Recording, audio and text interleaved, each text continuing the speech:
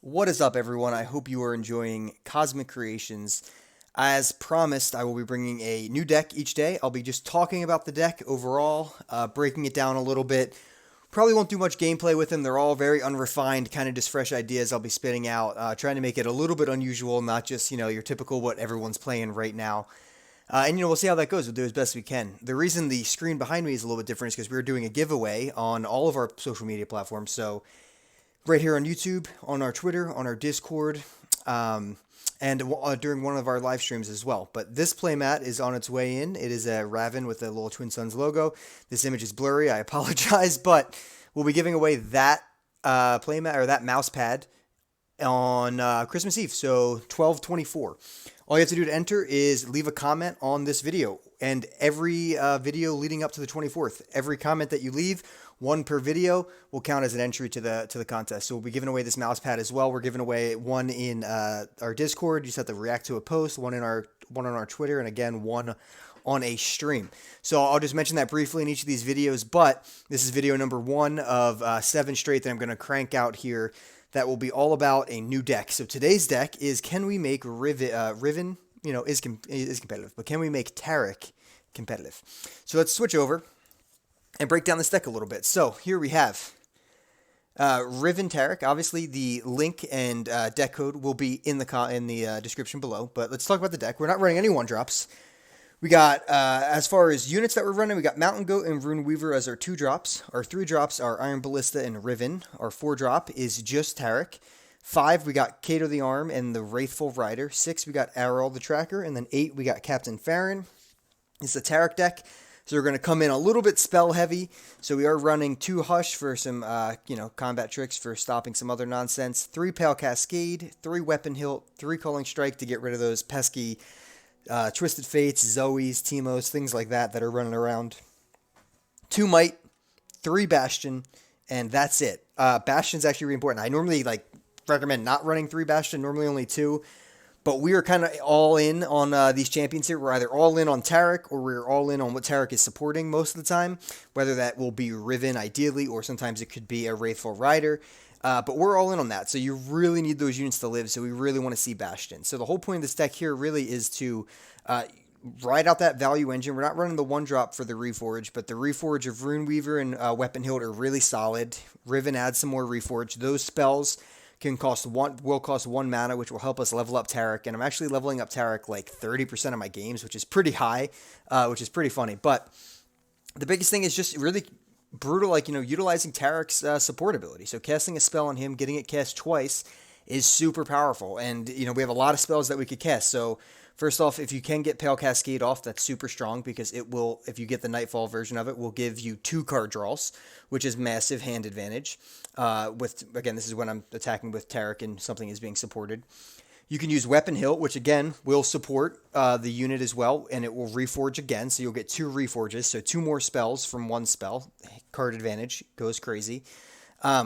Bastion is just one of the best in the game for that. You get to fully protect from spells, Taric, and whatever he's supporting, as well as give them tough, make them really, really hard to remove, which is super solid. And then Might is more of that late game. Okay, I'm going to try to finish the game. +3 attack, and overwhelm on both is super solid. Now, that's the spells we want to cast on people, but on top of that, we have the whole Reforge package that we're not talking about. So you can, get +2 attack on 2 different people, give overwhelm to 2 different people. Say you have overwhelm on 1 unit, but you need a little bit more. You get that, as well as quick attack. And then, really funnily, you can actually cast Blade of the Exile twice. So you cast it on Taric, he attacks, supports, and you get the Blade of the Exile buff on 2 units, which is massive, because obviously granting permanently +2 attack, quick attack, and overwhelm is a big deal. So that happens occasionally, and it's quite funny. On top of that, we're just kind of looking to have a decent early curve. You can, get the Goat out. You can get the Iron Ballista out. You can get Riven and Taric, and then you kind of just start going from there. You want to save one of those turns. You want to save full mana, and then you kind of just start casting spells, attack, and your aggressive turns are very aggressive, right? You're attacking with massive units, getting bigger and bigger buffs, and you're going all in. The reason, so originally I made fun of Wraithful Rider pretty hard. 7 attack turns out to be something that's a lot undervalued here on turn 5 as well as Challenger. Yes, we're very weak to removal with this card, and in general, if they do just run thermo beams and they're just blasting our units off the board, we're not going to do super hot. But against, Go Hard and other things that aren't really just, they're removal decks, but they're not just blasting your whole board off, you can kind of survive. But the reason the Wraithful Rider is actually pretty good with Challenger is because of these blade fragments that I was kind of making fun of, but the +2 attack's not super important. But Overwhelm's really important, right? You just cast that for 1, pull out a 1/1 spider or something with 1 health, get a bunch of Overwhelm damage through. Really solid with a 5 attack or with a 7 attack unit on turn 5. You can get that done really early. Quick Attack's got the same type of feel with Challenger, right? You use it on your Challenger unit, you pull out their Cytheria the Bold, their champion that they're trying to protect, and now you have a free trade. So I made fun of that unit a bit early, but I think it's really solid. I'm putting Arrow in here because she's interesting. You have to cast a spell on her this round, but you can do that with Taric. So if you cast, Might on Taric and then you attack with Taric and support Arrow, she'll have a spell technically cast on her. It will trigger her end of round strike. It's really solid. Had her at a 3 of. It just felt a little bit too much, so I wouldn't recommend going above 2. But she's still super solid. And then to finish the game, we just want Captain Farron, get your 3 decimates, close out a game after doing a bunch of damage mid-round. I tweeted out some pictures of mid-games where you're just attacking on turn 7 with Riven at 11 attack and things, and it's absolutely nuts. Riven can definitely level up pretty easily. You have a lot of fragment generation, especially if you do use Weapon Hilt on Taric and you get 2 Reforges. It's very easy to level Riven up. And then again, her first power increase will be doubled for each round. So you want to use that power increase. You want to use it with something like Might on Taric and then support Riven. So it's pretty nuts when you do that, because not only does Taric already double the effect of your spell, but essentially he's tripling the effect of that, because 1 Might on Taric and then a leveled Riven is +6 because it goes on both of them, but then Riven doubles her, so it's actually +9 total attack. So there's just a lot of value there. Kato adds that same type of deal. When he just supports leveled Riven, he gives +6 in Overwhelm, but also he can just do that simply to the Wraithful Rider for a lot of attack, or even just support Taric, and if Taric's double casting the Blade of the Exile, that way a bunch of extra stuff is getting through and a bunch of extra damage going through. Super solid. This deck feels really good. As far as mulligans go, you just kind of want, depending on what you're playing against, you might want to keep Pale Cascade if you're playing against something that has a good removal target for that. If not, you want to keep Mountain Goat, Rune Weaver, Iron Ballista, Riven, and maybe like a Weapon Hilt. You don't really want to keep Hush or anything like that. Taric is keepable if you have a 2-drop. If you don't have any 2-drop, you probably want to pitch Taric. But Riven pretty much always keep in one of your 2-drops. We don't have any 1s, so we're not digging for that. Matchup-wise, we're decent into Go Hard because we do have protection like Bastion, which helps against, Grasp of the Undying and Vengeance and Ruination, things like that. And we're also running a lot of Overwhelm, so they struggle against Overwhelm in general because they have such low health blockers. But if TF does go off before you can Calling Strike him, it can be bad. But decent matchup there. We're pretty weak into Frostbite. Frostbite, can obviously, we buff our units a lot. They can really get around that. That hurts. And I think our biggest weakness would just be a direct removal deck, so something that's just running all types of, Get Excited, Mystic Shot, Thermo Beam, all the new removal as well. Pretty hard to get around that. Anything else in the mid-range field, any other Riven deck, we feel pretty solid into. Anything with Demacia, we feel pretty solid into. We're just kind of pushing a lot of damage through.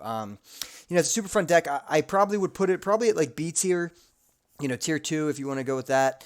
Probably not going to be a tier 1 deck, but it can definitely win games. I've been climbing a little bit with it this season so far, with like 10 games under my belt, 15 games, something like that.